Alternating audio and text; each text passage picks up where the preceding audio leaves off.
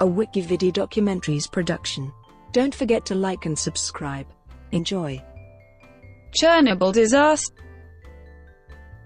The Chernobyl disaster, also referred to as the Chernobyl accident, was a catastrophic nuclear accident. It occurred on the 26th of April 1986 in the No. 4 light-water graphite moderated reactor at the Chernobyl Nuclear Power Plant near Pripyat, a town in northern Ukrainian Soviet Socialist Republic which was part of the Soviet Union, approximately 104 kilometers north of Kiev. The event occurred during a late-night safety test which simulated a station blackout power failure, in the course of which safety systems were intentionally turned off, a combination of inherent reactor design flaws, and the reactor operators arranging the core in a manner contrary to the checklist for the test, eventually resulted in uncontrolled reaction conditions. Water flashed into steam, generating a destructive steam explosion, and a subsequent open-air graphite fire.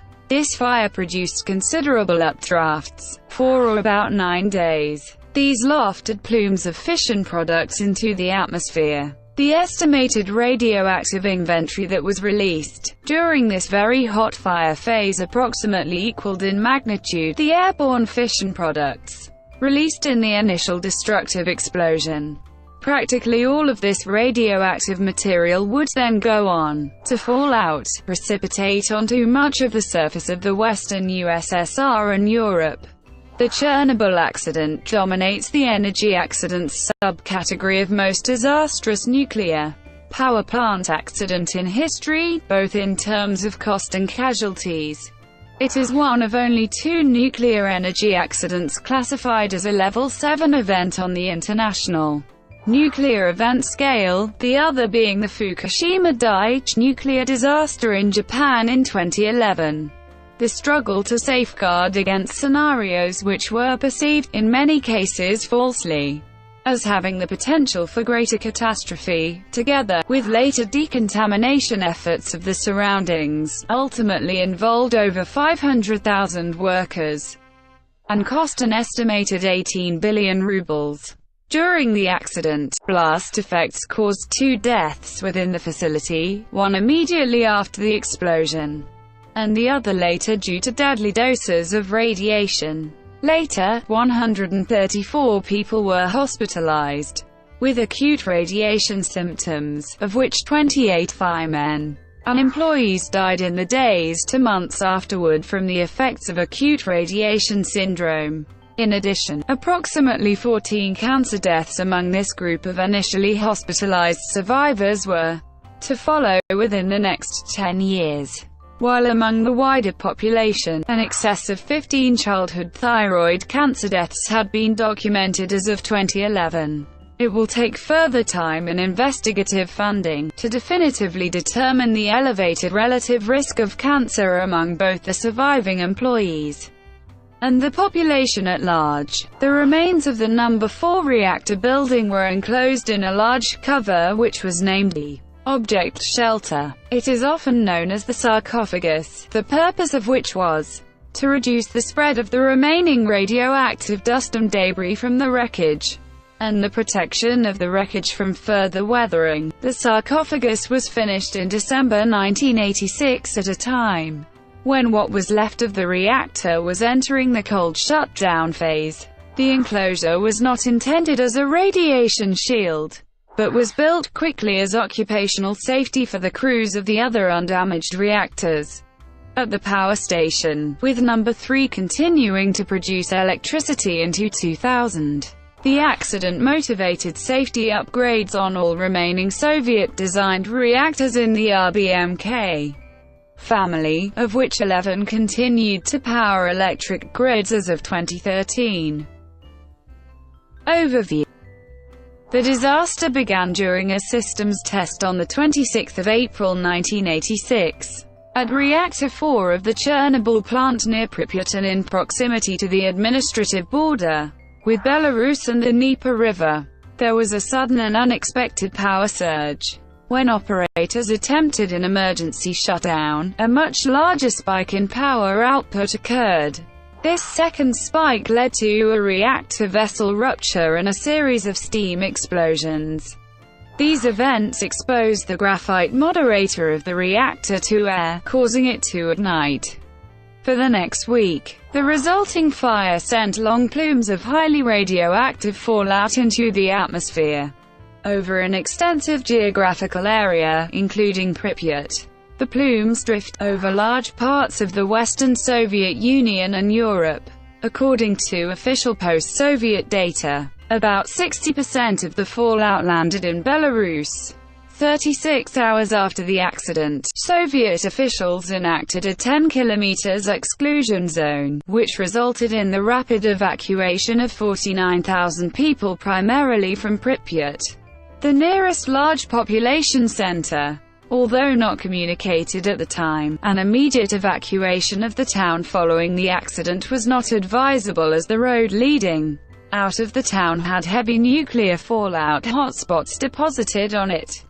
Initially, the town itself was comparatively safe due to the favorable wind direction. Until the winds began to change direction, shelter in place was considered the best safety measure for the town. As plumes and subsequent fallout continued to be generated, the evacuation zone was increased from 10 to 30 kilometers about 1 week after the accident. A further 68,000 persons were evacuated, including from the town of Chernobyl itself.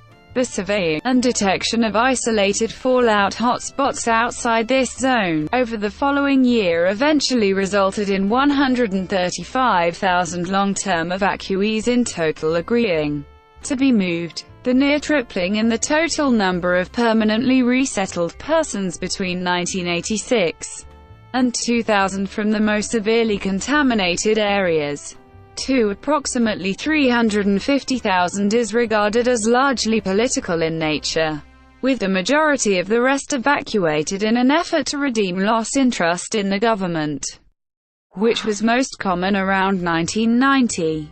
Many thousands of these evacuees would have been better off staying home. Risk analysis in 2007, supported by DNA biomarkers, has determined that people still living unofficially in the abandoned lands around Chernobyl have a lower risk of dying as a result of the elevated doses of radiation in the rural areas than if they were exposed to the air pollution health risk in a large city such as nearby Kiev. In 2017, Philip Thomas, professor of risk management at the University of Bristol, used the years of potential life loss metric to conclude that relocation was unjustified for 75% of the 335,000 people relocated after Chernobyl, finding that just 900 people within the 220,000 relocated during the second evacuation would have lost 3 months of life expectancy by staying home,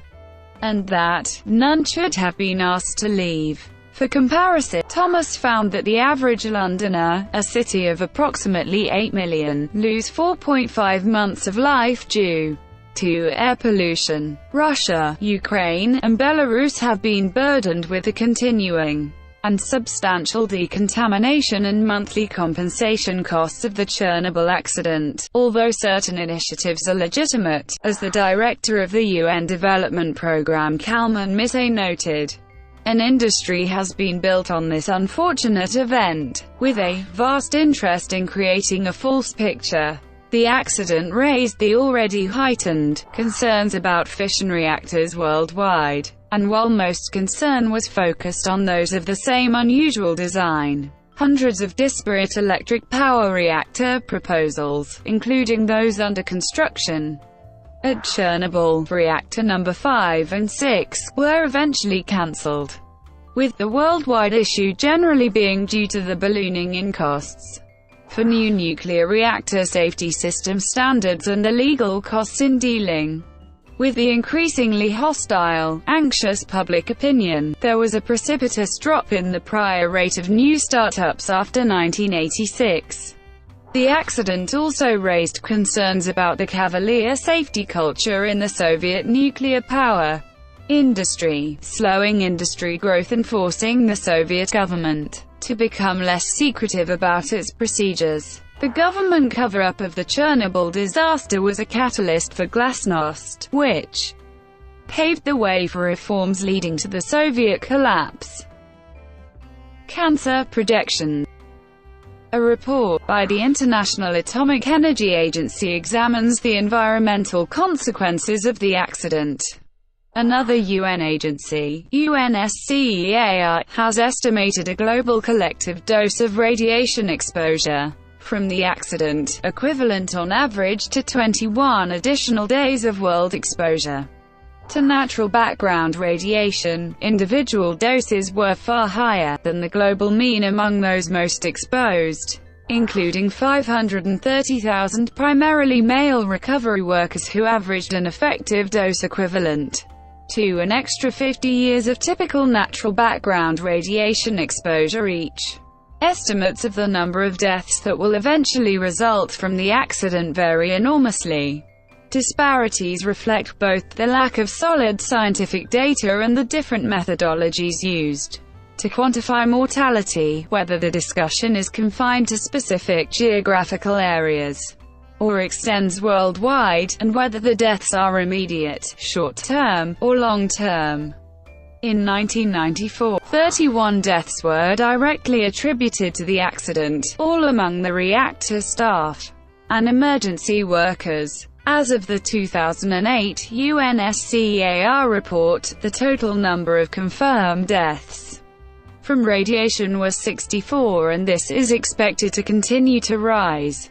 The Chernobyl Forum predicts that the eventual death toll could reach 4,000 among those exposed to the highest levels of radiation. This figure is a total causal death toll prediction, combining the deaths of approximately 50 emergency workers who died soon after the accident from acute radiation syndrome, 15 children who have died of thyroid cancer, and a future predicted total of 3,935 deaths from radiation-induced cancer and leukemia.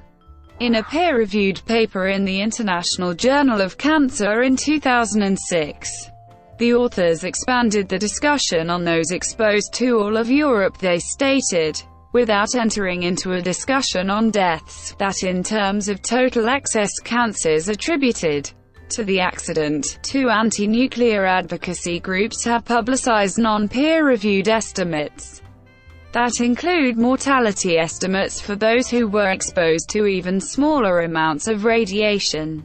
The Union of Concerned Scientists calculated that, among the hundreds of millions of people exposed worldwide, there will be an eventual 50,000 excess cancer cases, resulting in 25,000 excess cancer deaths, excluding thyroid cancer. However, these calculations are based on a simple linear no-threshold model multiplication and the misapplication of the collective dose, which the International Commission on Radiological Protection states should not be done, as using the collective dose is inappropriate to use in risk projections. Along similar lines to the UCS approach, the 2006 Torch report, commissioned by the European Greens political party, likewise simplistically calculates an eventual 30,000 to 60,000 excess cancer deaths in total around the globe. The Russian founder of that region's chapter of Greenpeace authored a book titled Chernobyl: Consequences of the Catastrophe for People and the Environment, which suggests that among the billions of people worldwide who were exposed to radioactive contamination from the disaster, nearly 1 million premature cancer deaths occurred between 1986 and 2004. Greenpeace itself advocates a figure of at least 200,000 or more. The book was not peer-reviewed prior to its publication, and it has been heavily criticized. Of the 5 reviews published in the academic press, 4 considered the book severely flawed and contradictory, and 1 praised it while noting some shortcomings. The review by M.I. Balanov, published by the New York Academy of Sciences, concludes that the report is of negative value because it has very little scientific merit while being highly misleading to the lay reader. It characterized the estimate of nearly 1 million deaths as more in the realm of science fiction than science. Brought to you by WikiVidi Documentaries.